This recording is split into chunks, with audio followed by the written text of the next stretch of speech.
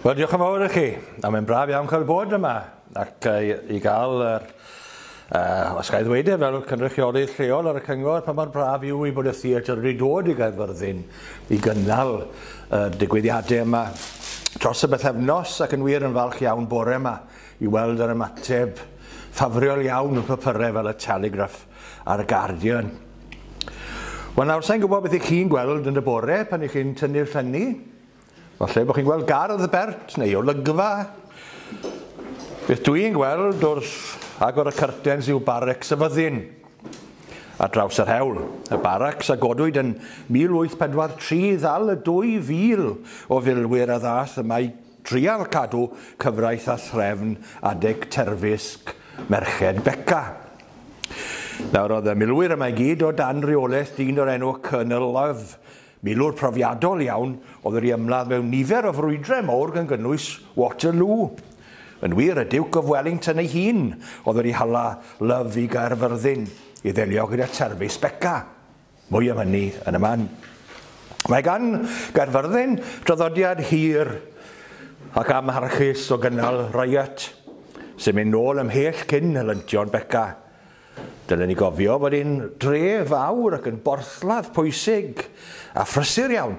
Y dre fwyaf yng Nghymru yn wir am ganrifoedd cyn y chwyldro diwydiannol. Ac yn wahanol i'r argraff sydd gan rai pobl, Cymraeg oedd iaith y mwyafrif llethol o bobl Caerfyrddin o gyfnod y Tuduriaid ymlaen. Os edrychwn ni ar restr o enwau meiri'r dref yma, sy'n lan llofft yn swyddog cyngor tre, fe welwn ni enwau pobl fel Thomas a Bowen, Gruffydd a Beinon, Gruffydd Rhys a Dafydd a Bieian. Erbyn canol y 19ef ganrif, roedd Iwan Ross o Nghaerfyrddin yn graffu mwy o lyfrau Cymraeg a llyfrau am Gymru na holl gyhoeddwyr eraill Cymru gyda'i gilydd. Cymraeg oedd ac yw iaith y capel mawr, y capeli mawr fel Heol Awst a Heol Dŵr.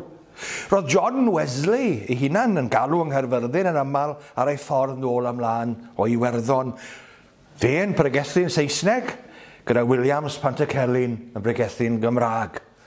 A'r gynulleidfa, meddwl Wesley, yn dyblu cytgan yr emynau hyd at 40 o weithiau.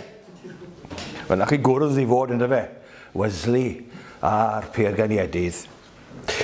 Oherwydd yr holl ddiwylliant yna cafodd Caerfyrddin ei alw'n Athens Cymru.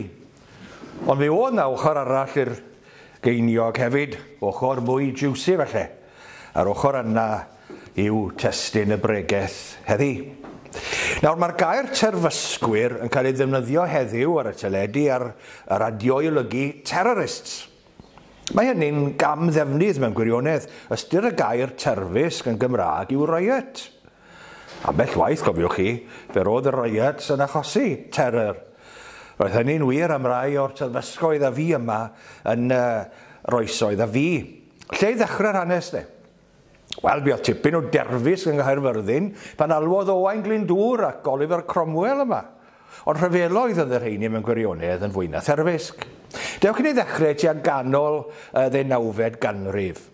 Bryd hynny roedd y wlad yn dal i fod yn wylo'r gwir mawr. Y sgweiar lleol oedd yn rheoli popeth. Os o'ch chi'n gweithio i'r sgweiar neu'n denant iddo, fe allech chi a'ch teulu gallech twlu mas o'ch cartrefi os fyddech chi'n upseto fe. Ysdim rhyfedd felly amser y rholiad, neu lecsiwn fel ni'n gweud yn Sir Gâr, y bydde cymaint am ddangos ei cefnogaeth i'r sgweiar trwy ddod mas i'w gefnogi fe. Er fod etholiadau'r 19ef ganrif rhwng y chwigiaid a'r toriaid, mewn enw bach iawn a wydder werin am wleidyddiaeth a pholisiau. Yn wir os o'n y pholisiau, a bach iawn o bobl oedd y ffleidles. Ond bydde canodd yn dod i'r dre yma i hyfed a bloeddio cefnogaeth ac i ymladd gyda chefnogwyr yr ochr arall. Sefyllfa nid anhebyg falle i hwliganiaeth pêl-drod heddi. Medde un papur newydd ar y pryd, "The two parties shout and yell, and yet they know not why, as long as the beer flows freely." Ac fel mewn pêl-drod, roedd gan y ddau dîm yma, oedd yn cysadlu erbyn gilydd yng Nghaerfyrddin, liwiau gwahanol, coch a glas. Roedd hyd yn oed ddau bac o gwn helad yn nhw. Yr helfa goch a chennel lawr ar gornel John Street, lle roedd Cinema'r Capital Llawerdydd. Yr helfa las yn carwy cwn lan yng nghornel o'r hen fart, tua'r man lle mae Cinema Apollo nawr, drwy gwyd ddigwyddiad. Rhyfedd. Roedd y bleidlais yn neuadd y dre ar y Cros Mawr, gyda chefnogwyr y ddwy garfan yn ymgasglu yn heol las ac yn heol goch. Enwau sy'n bodoli tan heddi, wrth gwrs. Ym 1746, John Phillips, y Tory o Gastell Picton yn Sir Benfro, oedd y mae'r. Ond pan etholwyd Griffith Phillips, y chwig o gwmgwylio yn ei le, gwrthododd John Phillips ildio, ac am rai blynyddoedd roedd gan y dre 2 faer a 2 gyngor. Ac fath pethau dros ben llestru'n llwyr yn etholiad 1755, pan ddaeth 500 o gefnogwyr arfog John Phillips lan o Sir Benfro i'w gefnogi fe. Fe nhw mewn I dŵr porth y dre oedd yn sefyll bryd hynny, jyst I fas y neuadd lan ychydig i'r ddef yna ar y cornel gyda Queen Street. Fe nhw mewn yna ac aeth cefnogwyr Phillips Cwm Gwili mewn I borth y castell. A dyna llybio nhw, yn tano at ei gilydd, yn seithi at ei gilydd, tan bod y dre yn llawn tân, mwg a helynt. Pa oedd sawl un neu anafu a'i ladd gan gynnwys John Phillips cyn fair y dre. Mewn llythyr anfonwyd gan fasnachwyr Caerfyrddin at y goron, ond nhw'n cwyno am yr hyn oedd wedi digwydd, a mae'r llythyr yn adlewyrchu arswyd y bobl. Dyma fe yn y Saesneg gwreiddiol I chi gael naws o'r gofid. The most violent outrages have been committed in the borough of Carmarthen by a number of persons unlawfully assembled in a tumultuous manner, armed with guns, swords and other offensive weapons, threatening, assaulting, beating, knocking down, wounding, maiming, shooting at and killing several of His Majesty's subjects in open defiance of the laws of the land and to the great terror of the inhabitants of the said borough. Roedd hynny yn mis Gorffennaf 1755. Y mis Tachwedd digwyddodd rhywbeth tebyg eto, gyda torf yn gynnull yn y dre, armed with guns, swords, pitchforks, pokers and clubs. Aeth y dorf yma ati I ymosod ar neuadd y dre, gan danio at y bobl oedd wedi ffoi yno am loches. Drannodd, ceisiodd yr un dorf dorri mewn I garchar y dre, gan ddefnyddio canon yn ogystal â drilliau. Wedyn, y mis Rhagfyr, dyma derfysgoedd pellach gyda hyd at 200 o bobl yn crwydro'r strydoedd a'r amryw ddyddiau yn seithi at bobl ac at dau. Mae llythyr y masnachwyr yn nodi taw tafarn y Red Lion yn y Clos Mawr oedd man cyfarfod yr hwliganiaid hyn. Mae'n amlwg o gynnwys a naws y llythyr roedd yn ymbil ar y goron am gymorth nad oedd cyfres a threfn yn bodoli yn y dre, a bod Caerfyrddin mor beryglus a Dodge City yn gorllewin gwyllt. Buodd rhagor o hw-ha yn etholiad 1796. Yr ymgeisydd oedd John Phillips Cwm Gwili a dyn o'r enw Dorian Majans oedd yn briod â Henrietta Cecilia Rice, chwaer arglwydd Dinefwr. Buodd cynnwrf mawr a gymladd yn y dre am rhai dyddiau, gyda pobl yn gorfod cau eu hunain yn eu cartrefi. Yn wir, cafodd un dyn ei seithi'n farw tu fas I neuadd y dre. Fe ni'n gwybod enwau rhai o'r terfysgwyr, diolch I bennill o'r cyfnod. Bardd digon talcen slip, luniodd ond mae'n rhoi blas yn i'r helynt yna, 2 ganrif a mwy yn ôl. Yn heol dŵr y by'r fath dŵr a llawer iawn o ddwndwr, gan weiddi Dorian Majans, gan weiddi Dorian nerth ei pennau, pwy oedd benna'n Will y pennau. David Rhys fe gynt yn gobler, Herbert Lloyd a Morgan Lleder, Tom Williams fi yn Llanybri a Sioni Parc Ysgubor, Will a Billy a llawer mwy, oedd fel y cyngaw ym mhob cyngor. Cyngaw yw cynhyrfwyr. Sa'n gwybod pa mor gyfarwydd oedd Will y Pinnau a'i ffrindiau a Dorian Majans, oedd yn fanciwr yn Llundain, ond rhai bod nhw wrth ei bodd ar ôl yr etholiad, achos fe gariodd ei dyn nhw y dydd o 97 pleidles I 89. sy'n dangos i chi cyn lleiad o bobl oedd ar bleidles bryd hynny. Yn anffodus bydd rhaid i Dorian Drian ildio'i sedd mewn 6 mis yn dilyn ymchwiliad etholiadol. Oedd na ddim siw beth a llwgwr o brwyo pleidleiswyr gyda llaw. Yn wir, yr ymgeisydd fyddai'n prynu'r bwyd ar diod mwyaf, fydde mwyaf tebygol o ennill. Nid fod hynny wastad yn wir, cofiwch chi, fel y profodd William Paxton, a fethodd ennill yn lecsiwn fawr 1812. Fe wariodd swm fydde'n cyfateb heddi i filiwn a hanner o bunnau ar brynu bwyd a diod i bobl am gyfnod canfaso o 4 mis cyn yr etholiad. Ac oedd bythefnos gan bobl i fwrw i pleidlais. A wedi'r holl wario, fe gollodd Paxton. Unwaith eto, mi digon o ymladd a therfys gan yr wythnosau cyn yr etholiad. Falle fod y tafarnau ar agor a'r cwrw am ddim yn cyfraniad hynny. Yn ôl papur newydd y Times, it was the most violent contest ever remembered here. A ni'n gweud rhywbeth. Beth rhyw derfysgoedd fel yna buodd yng Nghaerfyrddin yn y 19fed ganrif, cwmpa mas rhwng cefnogwyr y gwir mawr, mewn gwlad oedd yn dal i arddel trefn ffiwdal, gwaddol o'r oesoedd canol mewn gwirionedd.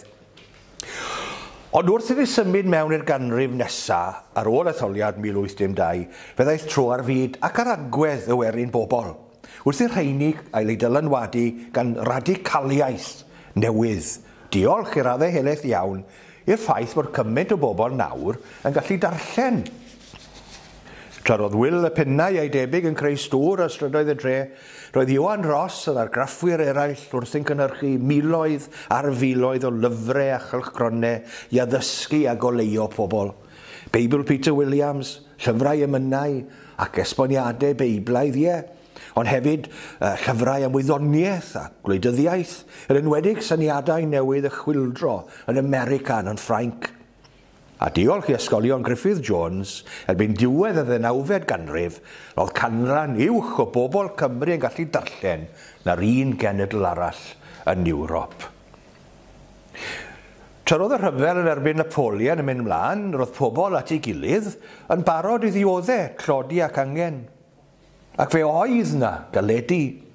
Yn ystod y rhyfel roedd pris bwyd yn uchel a'r perchnogion tir yn neud i'n dda. Ond tenantiaid, ffermwyr bychain, oedd y mwyafrif llethol o maethwyr Sir Gâr, ac wrth i bris tir a bwyd godi yn ystod y rhyfel, felly hefyd y codwyd rhentir tenantiaid. A phan ddath y rhyfel i ben, gyda brwydr fawr Waterloo ym 1815, brwydr bu Picton o dref yma yn rhan allweddol ohoni a brwydr lle gollodd ei fywyd. Wrth i'r rhyfel ddod i ben, fe aeth y perchnogion tir i banic. Byddai'r elw mawr yn dod i ben hefyd. Felly beth wnaethon nhw? A nhw oedd yr arglwyddi ar aelodau seneddol hefyd, cofiwch. Beth wnaethon nhw oedd dod â deddf i rwystro mewnforio grawn mwyn cadw i bris yn uchel. Y ddeddf fyd, the Corn Law. Tra bod hanes yn cofio ac yn clodfori Waterloo fel buddigoliaeth fawr, roedd yr effaith ar Bryden yn arswydus mewn gwirionedd. I bob pwrpas, daeth popeth i stop. Roedd fawr o waith i weision fferm, a ffris halen, fflwr a siwgr yn uchel iawn. A roedd y 2 flynedd ganlynol y wath fyth. Erbyn 1818 roedd pobl yn ofni y bydde newyn yn y wlad. A phan geisiwyd llwytho llong a chaws ar y cei yng Nghaerfyrddin, ath tor fawr o'r dre lawr i'w dadlwytho. Digwyddodd yr un peth eto pan geisio nhw ailwytho llong. A bu'n rhaid galw ar y milisia, yr home guard os fydwch chi, i gadw trefn. Ar yr un pryd roedd y werin bobl yn ffermwyr, masnachwyr a gweithwyr cyffredin yn gwegian dan lwyth o drethu. Roedd na dreth incwm, treth ar ffenestri, treth ar y glo, treth ar bapurau newydd, a hyd yn oed treth ar gyffylau. Heb anghofio'r degwm, y dreth roedd ffermwyr yn gorfod ei talu i gynnal a chadw'r eglwys ar ffeirad lleol, mewn os pan oedd yr rhan fwyaf o'r bobl bellach yn angydffurfwyr, yn bobl capel. Gyda'r holl anfodlonrwydd yma yn berwi o dan y wyneb, sdim rhyfedd bod terfysg yn siŵr o ddigwydd. A nawr, roedd yna gymeriadau cryf i'w harwen nhw. Pobl fel Hugh Williams a anwyd y Machynlleth, ond a ddaeth yn ddyn ifanc yr ardal hon i sefydlu busnes fel cyfreithiwr. Hugh Williams yn byw yn St Clair, ac yn wir fe fydd yn fair yn Port Drif y dre honno yn 1851. Roedd ysbryd radicaliaeth ar gerdded trwy Brydain. Daeth newid mawr i Gymru, meddai un papur lleol, lle gynt yr oeddem yn barod i dderbyn y drefn heb holi ac i fyddhau'r gyfres, rydym nawr yn mynnu newid y gyfres. Roedd y siartwyr am i bob dyn gael pleidlais, a honno'n pleidlais gyfrinachol, ac roedd Hugh Williams yn aelod blaenllaw o'r mudiad. Diolch i Williams a'i debyg, roedd Caerfyrddin nawr yn ganolfan i'r radicaliaeth newydd yma. Ymhlith y radicaliaid hefyd roedd gweinidogion yr Efengyl. Cewri fel David Rhys o Dreliech, gweinidog Capel Als, oedd yn cael ei adnabod fel y cynhyrfwr. Trwy'r diwygiwr o crewyd barn gyhoeddus newydd yn seliedig ar Gristnogaeth radical. Fe oedd golygydd y diwygiwr cylchgrawn newydd yr annibynwyr. Daeth pobl i weld na ddylai bwlch fod rhwng ei ffydd a'i deliadau gwleidyddol. O ganlyniad buodd newid yn naws etholiadau. Meddai Seren Gomer, cylchgrawn y bydyddwyr, peidiwch â gwerthu eich hunain am gwrw, amser i holi'r galon i wetholiad, nid amser i yfed. Ond Great Reform Act gael ei basio yn 1832, doedd e ddim mor gret a hynny. Pryn 500,000 o bobl gafodd y bleidles, sef 1.6 o ddynion. Oedd rheswm, oedd ddim sôn am fenwod, oedd e. A pan fethodd y radical blaenllaw, sef James Williams ennill sedd Caerfyrddin yn 1837, roedd y siom yn fawr. Roedd hyd yn oed natur ei hun fel petai yn erbyn y werin. Roedd haf y flwyddyn honno a'r flwyddyn gynlynol yn rhoi gwlyb dros ben a'r cyneuafain simpl. Felly, erbyn 1839, roedd y sefyllfa'n bir ddrwg.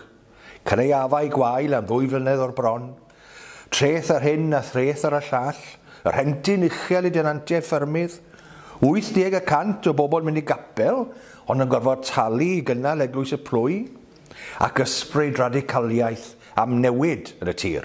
O ie. A roch chi'n ffili teithio mwy na 2 neu 2 milltir, heb orfod talu toll i'r Turnpike Trust, yn y tollbyrth oedd wedi codi ar draws y sir. Roedd yr arian i fod i fynd ar wella'r hewlydd, ond roedd llawer yn credu bod yr elw mynd i bocedu'r ymddiriedolwyr. A'r tollbyrth yma, ysgogodd y terfysglyd mwyaf eriod yng Ngorllewin Cymru, gyda rhai digwyddiadau allweddol yn y dre hon. Nawr gallwn ni ddim dweud bod protestiadau yn erbyn y tollau taw nhw oedd yr unig gwyn gan Merched Beca, yn fwy nag oedd protest Cymdeithas yr Iaith yn peintio ac yn chwalu arwyddion Saesneg ddim ond yn ymgyrch dros arwyddion Cymraeg. Roedd Cymdeithas yr Iaith yn ymosod ar yr arwyddion gweladwy hynna fel rhan o'r ymgyrch ehangach o lawer dros dyfodol yr iaith. Felly hefyd Merched Beca. Fel ni wedi clywed, roedd yna sawl peth yn poeni'r bobl, y trethu ar degwm, y rhentu uchel a tlodi. Ond roedd y tollbyrth yn darged gweladwy, fel yr arwyddion ffyrdd a chwalwyd gan y gymdeithas yn y 70au, fel yr tai haf a losgwyd gan feibio Glyndŵr yn yr 80au. The cause of the Rebecca riots was poverty, meddai'r hanesydd David Williams. It was distress and semi-starvation, which led the country people to march under the banners of Rebecca. The attack on the Turnpike toll gates was almost accidental. Mae'r farn yma'n cael ei gadarnhau gan lythyr a rwyddwyd Rebecca, a gafodd ei anfon at bapur y Welshman yn 1843. When I meet the lime men on the road covered with sweat and dust, I know they are Rebeccaites. When I see the coalmen coming to town clothed in rags, I know they are mine. These are Rebecca's children. When I see the farmers' wives carrying loaded baskets to market, bending under the white weight, I know these are my daughters. Yn 1839, fe wnaeth y siartwyr ymladd gyda milwyr yng Nghasnewydd, ac yn Nefail Wen, fe wnaeth torff o ddynion wisgo dillad merched, a rhoi hyddig ar ei wynebau, a mynd mas yn y nos i chwalu'r tollbyrth. Pam merched Beca? Mae hanes y ferch o'r enw Rebecca yn llyfr Genesis, yn cael bendith gan Abraham i'w phlant fynd i feddiannu pirth ei gylynion. Falle bod hynny'n swnio braidd yn obscure i ni heddi, ond roedd hyn, cofiwch, mewn adeg pan oedd pobl yn gyfarwydd iawn a'i Beibl. Llydanodd y terfysgoedd i ardaloedd eraill, ac fe chwalwyd 80 o dollbyrth i gyd. A fel o'n i'n sôn ar y dechrau, cafodd milwyr a phlismyn o Lunden ei galw mewn i geisio cadw cyfraith a threfn o neb fawr o lwyddiad mewn gwirionedd. Mae yna stori am ymysodiad gan ferched Beca, mae'r rhan arall o sir yma ym Mhentre Llansawel. A bachgen lleol oedd, wel, beth yw'n oedd ddim quite 16 ounces, lan yn y goeden, yn watsio'r dynion yma yn paratoi i chwaluriad. A mae'r bachgen yma'n gweiddi mas, hei, fi'n nabod ti, Jack Esger, a ti, John Owain, a ti... Wel, siwr oedd stopo fe ar y clapian wrth yr awdurdodau. Beth wnaethon chi? Beth wnaethon nhw o tynnu fe lawr o'r goeden, cydio mewn bwyell, rhoi'r bwyell yn ei law fe a gorfodi fe i dorri'r iet. Wel, bydde fe'n anodd iawn iddo fe glapian i neb wedyn, y bydde fe. Daeth y terfysgoedd yn ddwy don y 1839 ac eto 1843. Sef blwyddyn pen llanw'r helyntion. Y mis Mai, byddaeth 300 o ddynion i mewn o gyfeiriad Trefechan a chwalu iet hewl dŵr a'r tollti. Fe gododd hynny fraw mawr ar y bobl oedd i fod i gadw cyfraith a thrawn. Yn ôl y sôn, roedd yna blismyn, ond wedi dod o'r blismyn mawr Llundain, roedd yna blismyn ar wilod hewl dŵr yn gweld hyn yn digwydd, ond oherwydd bod nifer o ferched Beca yn arfog, ac wedi tanio drilliau i'w cyfeiriad nhw, fe gadwodd y plismyn mas o bethau. Fe drodd pethau'n eitha cas ar ôl hynny, gyda bygythiadau'n cael ei wneud yn erbyn pobl oedd yn talu'r doll hyd yn oed. Fe hoelwyd y rhybydd hwn ar ddrws capel Bwlch Newydd. Hyn sydd i ysbysu y bydd meddiannau y sawl a dalo yn Yet Water Street o hyn allan yn cael ei llosgi. A'i bywydau i gael ei dwyn oddi arnynt yn yr amser nath y biont. Beca. O ganlyniad i'r bygythiad yna, cafodd 3 dyn o dalog i dirwyo gan y nadon Caerfyrddin am wrthod talu'r doll. Aeth y constabliaid a 28 o bensiynwyr, sef cynfilwyr, i'w cartrefi yn halog i gasglu'r dirwyon. Ond wrth o'n ôl i Gyfyrddin, daeth torfarfog o 400 o ferched Beca yn ei herbyn lan ar bwys y Plywen Harrow a'i gorfodi i ildio'i drilliau cyn ei hala nhw'n ôl i Gaerfyrddin y waglaw. Ond oedd y terfysg mawr eto i ddod. Yn gynharach y mis hwnnw, yn hwyrach y mis hwnnw, Mehefin 1843, meddiannwyd tre Caerfyrddin gan filoedd o ddilynwyr Rebecca. Nid tollborth oedd y targed y tro ma, ond y cloti, wyrcws pen lan.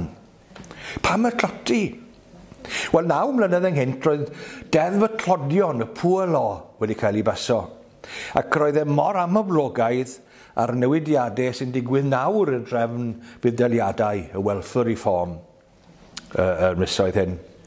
Cyn hynny roedd pobl dlawd yn gallu cael help gan y plwy i'w cynnal nhw. Hyd yn oed os yn yma'n gwaith. Yn debyg iawn i'r nifer fawr o bobl heddi sydd ar gyflogau gwael iawn ac sy'n dibynnu ar fuddaliadau i'w cynnal nhw o'u teuluoedd. Ond fe wnaeth deddf y clodion 1843 newid hynny.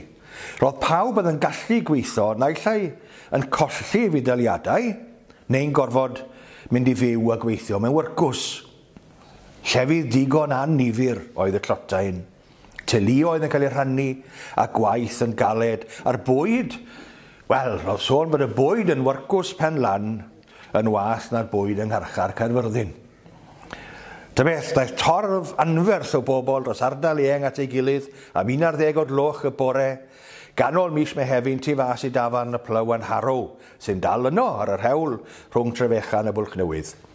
Roedd nifer fawr o dynion yn arfog, ac fe wnaeth Capten Evans, Sgweiar Pantycendi a John Lloyd Davies, ynad heddwch lleol, erfyn arnyn nhw i beidio mynd â'i drilliau mewn i'r dre. Fe wnaeth merched Beca wrando ar y pel y ddau a gadael ei gynnau yn y Plywan Harrow. Neu diw o wyr beth fydd wedi digwydd yn hwyrach y diwrnod helbilus hwnnw. A dyma nhw bante, yn dyrfa o rhwng 2 a 4,000 o ddynion, gyda 500 ar gefn cyffyle, a Beca ei hun, mewn gwisg menyw wedi harwen. Tystiodd rhai flynyddoedd wedyn taw Michael Bowen o Drylech oedd Beca. Yn y blaen hefyd roedd a ddyn yn cario placad mawr gyda'r geiriau Carwyr cyfiawnder y dim ni oll. Carwyr cyfiawnder y dim ni oll. O ie, a roedd band yn chwarae. Roedd i bown y fod yn dipyn o lygfa. Golygfa gyffroes i bawb, ond yr ynadon a chyngor y dre oedd wedi mynd i gwaton yr Ivy Bush. Ac os oedd rhywun hollol ddi-rym i rwystro'r peth rhag digwydd.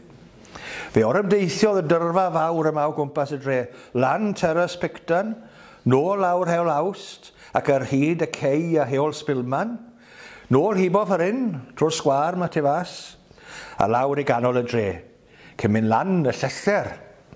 Oedd yn arwen at loti Penlan, y llether lle mae Terrace Waterloo heddi. Yno fe wnaeth meistr y tloti agor y drws ac fe rithodd cannoedd o dynion i mewn yr adeilad. Eithon nhw ati chwalu'r lle gan daflu gweliau a chelfi mas drwy ffenestri.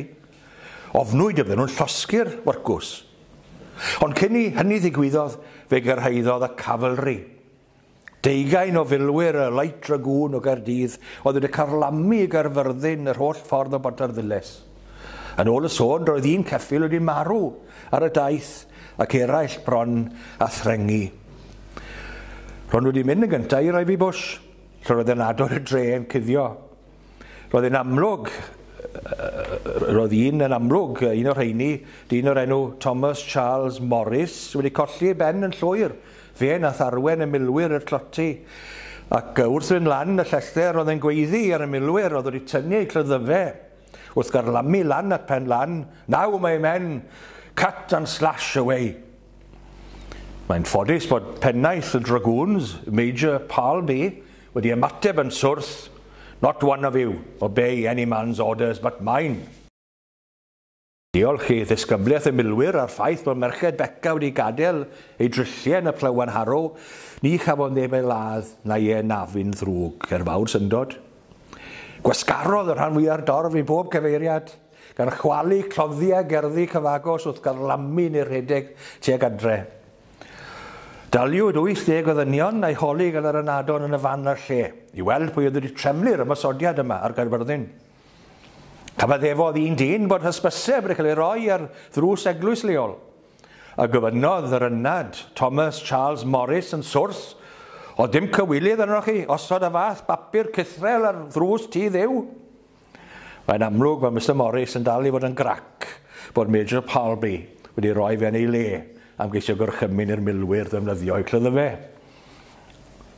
Wel, dyna oedd pen llanw terfys Beca yn rhe Caerfyrddin. Bu ymosodiadau ar dosbarth a digwyddiadau digon difrifol mewn rhannau eraill o'r sir a thu hwnt. Oedd yr unig droed aeth merched Beca i Nghaerfyrddin wedi hyn oedd mewn cyffion i'r llys yn Neuadd y dre. Yno cafodd David Davies, dair cantwr, ei ddedfrydu 20 mlynedd o galltudiaeth yn Awstralia, a John Jones, Sioni Sgibar Fawr, alltudiaeth am oes. Dyma rhan o gerdd gymansoddodd dair cantwr ar y pryd. Yn fe ieuenctid drygfyd ddaeth, yn lle rhyddid caethfyd maith, chwanegwyd at fy ngofid, alltid wyf ar ddechrau'n taith, cam danfon o fy ngwlad. Ac eto cosb digon ysgafn gafodd rhai 20 o bobl eraill. Falle oherwydd y farn gyhoeddus am fod gohebydd o'r Times, T.C. Foster, wedi dod yma i adrodd yr hanes o safbwynt y terfysgwyr. Roedd ei adroddiad yn cydymdeimlo ac achos Merched Beca yn wahanol iawn gyda llawer cymaddin journal ceidwadol a fe'n galw nhw'n bob math o enwau. Hefyd roedd y dyn yma Colonel Love, y dyn adeiladodd Barracks Caerfyrddin, yn awyddus y delio ar hyn achosodd y terfysgoedd yn hytrach ac ymosod ar y terfysgwyr. Ac yn Awst 1843, deifis yn unig ar ôl yr ymysodiad mawr ar wrcws Penlan, sefydlodd y swyddfa gartre ymchwiliad swyddogol I gwyn Merched Beca. Ac o ganlyniad sefydlwyd byrdau sirol, cafwyd tollau tecach a gwell ffyrdd. Dyma chi un stori fach yn droed nodyn I hyn I gyd. Buodd y Light Dragoon, oedd wedi dal y pobl yn y wrcws, buodd y Light Dragoon yma am rai misoedd wedyn. Ac yn ystod yr amser yna, fe wnaeth dyn lleol ar enw David Thomas ymuno â nhw. Degawd yn ddiweddarach, roedd e gyda'r gatrawd yn rhyfel y Crimea. Yno, buodd y Light Dragoon, fel rhan o'r Light Brigade, yn cymryd rhan yn yr ymysodiad enwog, ond trychinebus hynny, The Charge of the Light Brigade, ym mrwydr Balaclava. Yn wir, ar ôl y frwydr honno, cafodd David Thomas o Nghaerfyrddin fedal am achub bywyd un o'r swyddogion. Ar ôl 26 mlynedd yn y fyddin, dychwelodd ei Nghaerfyrddin I fyw ar bensiwn o 9 ceiniog y dydd. Nid oedd hynny'n ddigon, ac yn 1890, yn 68 oed, bu David Thomas trian farw yn wrcws Penlan, yr union le a chibwyd gan y Light Dragoon rhag ei losgu gan Merched Beca, bron I hanner 100 mlynedd cyn hynny. A dyna chi eiro ni yn dyfe. Wedi orffen, daeth y terfysgoedd I ben, ond mae'r hen radicaliaeth yn dal yma. Mae'r rheini ohono ni sy'n cofio sgwâr y dre, ac yna sgwâr Not yn orlawn o bobl adeg etholiadau Gwynfor wedi cael ychydig flas o'n naws cynnwrf y cynrifoedd cynt, ond heb y seithi ar ymladd. Nid fod y rheini heb eu terfysg yn yr ystyr terrorism, cofiwch. Yn ystod oriau man y bore yn etholiad cyffredinol 1983, roedd y pleidleisiau yn cael eu cyfri lle chi'n eistedd nawr yn y Neuadd yma, pleidleisiau'r etholiad cyffredinol. Pan ddaeth neges I ddweud fod bom yn hi bach y merched mas fyna. Cliriwyd y Neuadd ar y wahân I fi a dyn camera, oedd yn y cornel draw fanco, mwyn ei darn yn fyw mewn I raglen S4C, yn dangos y lle'n wag, yr holl bleidleisiau wedi hanner cyfri ar y byrddau. Daeth y bom sgwad o Henffordd a mynd â phecyn bant o dwyledau'r merched. Ond gawson ni fyth wybod os oedd e'n fom go iawn I bido. O fe oedd na dipyn o derfys, dipyn o terror yn y dre yn noson honno. Fe allan ni sôn wedyn am y cannoedd y ffermwyr ddoth yma, gyda'i tractors y 1984 yn mewn i'r dre I brotestio erbyn y cotas llath. Ond oedd traffig I stop trwy'r Nghaerfyrddin I gyd. Am yr helyntion y flwyddyn ganlynol adeg adeiladu'r bunker niwclear sydd o dan faes parcio'r cyngor yn heol Spilman, ac am y miloedd ddaeth yma o bob rhan o Bryden i'r brotest fawr yn erbyn hwnnw. Am y 500 o brotestwyr iaith fi'n cerdded drwy'r dre ym mis Ionawr eleni, ac am y dorf fi'n protestio yn erbyn y cynllun I gau swyddfa'r post, ychydig wythnosau nôl y tu fas i'r Neuadd hon. Mae cyfiawnder a chwarae teg yn bwysig I bobl Caerfyrddin o hyd. Pan mae'r angen yn codi, mae'r bobl yn barod I godi placard Beca, carwyr cyfiawnder ydi moll. Ydi bobl, mae'r hen radicaliaeth a gwreiddiau dofn yn y tir hwn, Tir Sir Gâr. Diolch yn fawr chi.